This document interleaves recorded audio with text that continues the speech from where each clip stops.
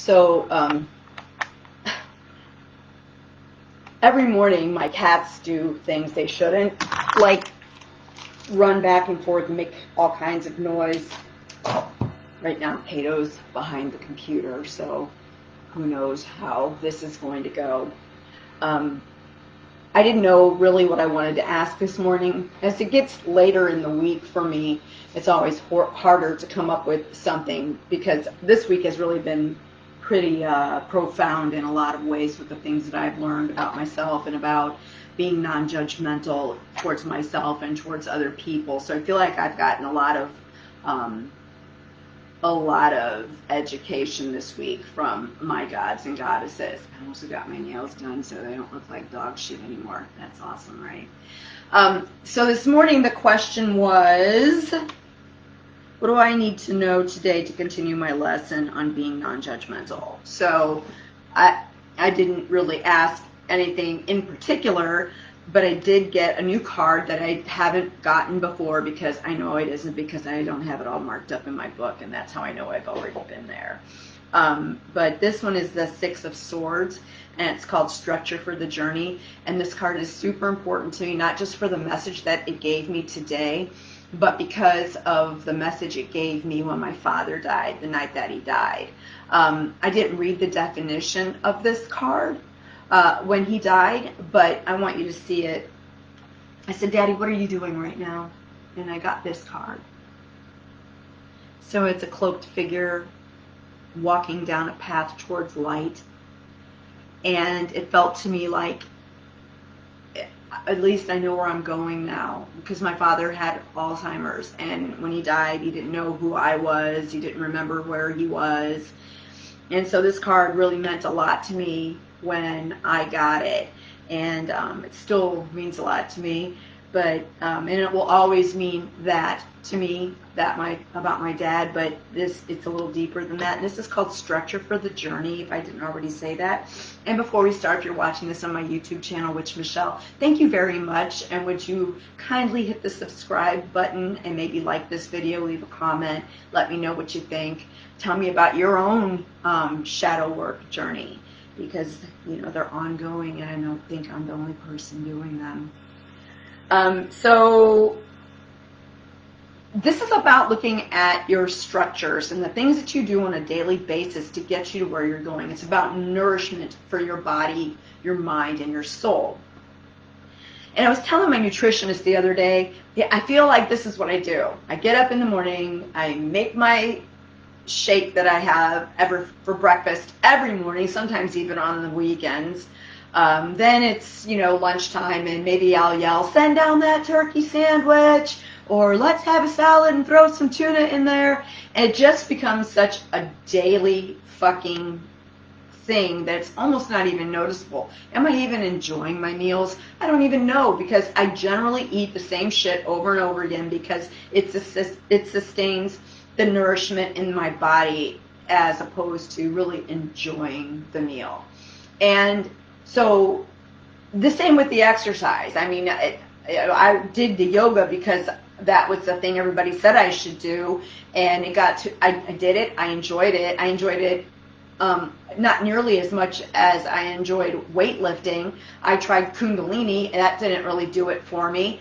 But the one thing that I know that I get up and I enjoy and I really want to do, and I have to fight myself to do other forms of exercise because I know I just can't do this, is the dancing. Part of us on this journey, and at least for me, and understand when I say us, I am not trying to lump everybody into the same category with me, not in the least. But for me on this journey, what I know happens is, like, when I was a kid growing up in St. Louis, the arch was always a backdrop to my life. I saw it every single day. And I saw it so much that I didn't see it anymore. So in a spiritual practice, especially when you're really trying to forge something different, have more communion with your gods, the universe, nature, whatever your gig is, you can become mired in what you do, your routine. It just is. And so that's why I think meditation practice in conjunction to whatever you're trying to do spiritually, physically, mentally in your life is really important, because it keeps you present in your situation. And that doesn't mean that things aren't going to come and you're going to just like still be doing those things. Okay, I'm getting up in the morning, I'm going to say my positive affirmations, I'm going to sit for 20 minutes, and then I'm going to ohm myself into the morning. When that happens, you'll probably get a shakeup. And you know, like I used to get really irritated when I would read stories in the Bible when I was a Christian, especially like Job. That shit pissed me off really bad when God killed his entire fucking family, took all of his material wealth, and just was like, because Satan said, this dude will fucking reject you if you do that, and he didn't. And so to prove it, God killed everybody, took all of his shit, and left him poor, and Job still didn't do that. And then they said in the story, he gets more wealth, and he's got a bigger more family again, and life is good for him. And I'm like, but what about the people he lost, dude? Like, he doesn't think about that shit anymore. But that's what happens when you're just in that same flow. Okay, I'm going to get up today, I'm going to do my lunch and breakfast, I'm going to go check the expired listings, I'm going to send out some postcards, I'm going to do my prayers, and I'm going to whatever, and then you're just doing it, and it's a routine, and you're not even thinking about what you're trying to achieve anymore. And so you get the Tower card, and your foundation is shook. And I finally understood what that passage in the Bible was talking about. It was just shaking him up to make sure that he was still awake, and was he still practicing the things that he was telling people that he believed. And that scares the shit out of me.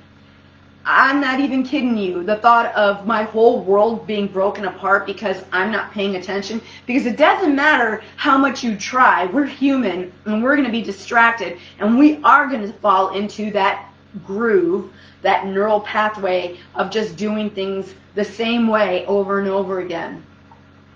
In my exercise and fitness journey, I did try to keep things as fresh as possible, but then I did fall into that rut. But in the very beginning time, what I did do was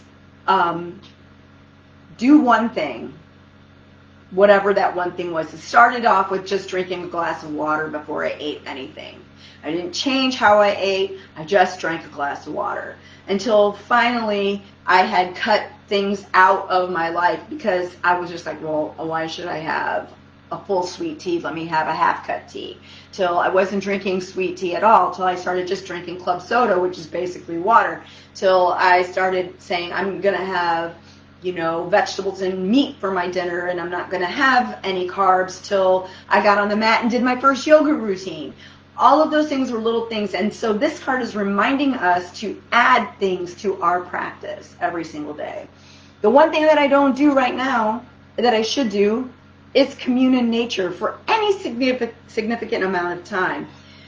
This card suggests, the book suggests, that we go for a walk after dinner. It's really hard when you have a man who busts his ass all day to say, hey, you want to take this walk with me?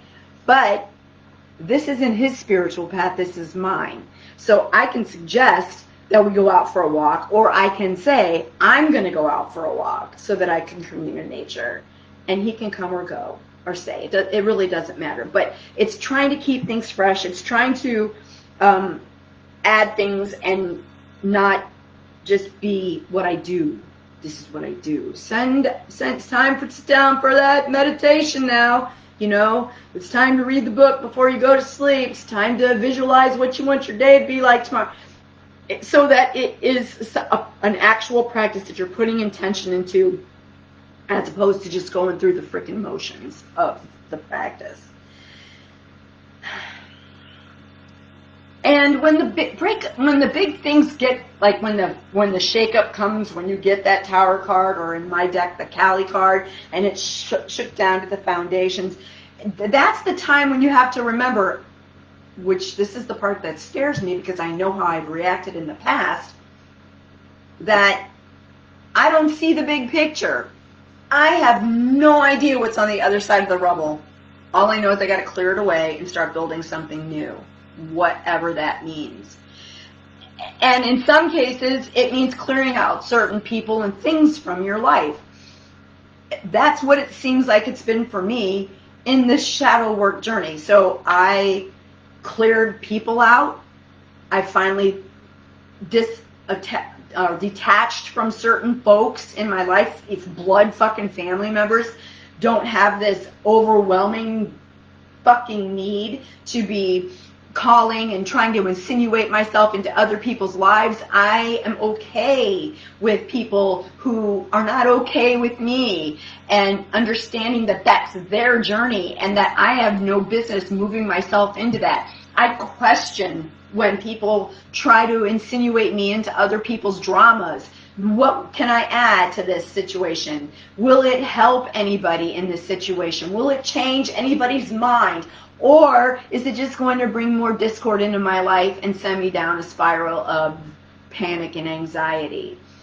If I react to situations in my home with my kids in this way, what is it going to achieve? I try to go down to the very end of the road of what we're experiencing, playing out the entire scenario. How is it going to be if I say, do and act this way in this conversation with my children? Will things be okay, or will I make things entirely worse for them? Am I going to drive a wedge between myself and my kids, or am I going to forge a better relationship with my adult children so that I am their mother, their confidant, the person they know that loves them and has their back, so that when they need it, not when I think they need it, but when they need it, they'll come to me and I can be that person for them. You know, that's how it needs to be in pretty much all the relationships. That's how it has to be with me for my own self. Can I do this for myself? Do I need to do this for myself? Should I do this for myself? What will this benefit me and the other people that are going to be involved in this whole situation? I've seen myself in the last 10 weeks walk away from a lot of bullshit. Just because, and like I told you the other day, I do love a good intrigue. So it's really hard to say, I'm not going to fucking listen to this gossip. I'm not going to be involved in it. I'm not going to spread this shit that I heard. I'm not going to, in fact, I'm going to file it in the trash can of my mind so that I forget about it. Because that is one thing I'm really good at, is forgetting some shit. So if I just concentrate on what I really need to remember and concentrate on what I need to forget and throw that shit into the file, the garbage file that goes to the incinerator, so that I don't do things that I shouldn't do or say things that I shouldn't say or get myself involved in stuff that I shouldn't, but continue to move forward on this journey, then I'm doing nothing but bettering myself.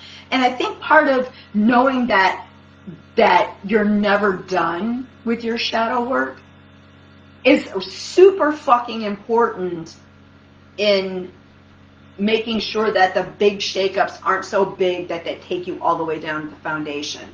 I don't think you have to hit rock bottom over and over again, but I think you will hit rock bottom over and over again if you fight every time you get there, and then start building your shit back up out of the same crap that crumbled down around your fucking feet. That's the definition of insanity, when you keep doing the same shit and expecting a different answer, and don't think that, especially if you're on a spiritual path and you believe in your gods and you're saying to them, I want a different life, I want things to be different for me, and then you just keep doing that same shit, begging the same people for entry into their lives, sitting on your ass and not doing any marketing and expecting that customers are just going to come to me. Thinking about how much money I need instead of how much my nurturing a customer and getting them into the right house is going to affect their life on a daily basis after I walk away from the transaction. It will nourish me too. But I have to be considerate of what other people's needs are in any scenario in my life when I'm interacting with people, situations, or things, including myself and others. So the whole thing about this card is not sitting in the back seat yelling at your gods or the universe, are we there yet? But looking out the window and enjoying the ride so that you can discover new forms of nourishment for your mind, body, and soul. Here it is. So again, if you're watching this on my YouTube channel and you like it, would you please subscribe to the channel and maybe like the video and give some comments. Share it around if you wouldn't mind either, if you stuck around this long. And yeah. I also wanted to say something. You know, I know lots of people and I talked about this once before, and this has really little to do with the shadow work thing, but it sort of does on another front. I've had people tell me that I should glamour puss up before I do these videos, and you know, some days I will and some days I won't.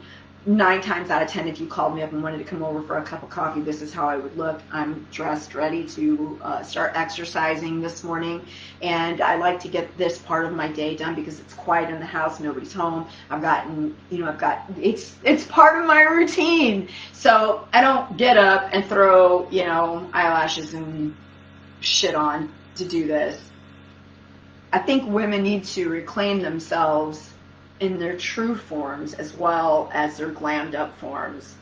And when I am talking about my spirituality, God sees this face. And this is how I like to come to you and discuss what happens. Some days I like to throw some shit on. Tomorrow's Friday, I'll probably throw some shit on. I probably won't even go early, I'll probably go later in the day. So peace, have a good day. Make it rain, whatever that means for you.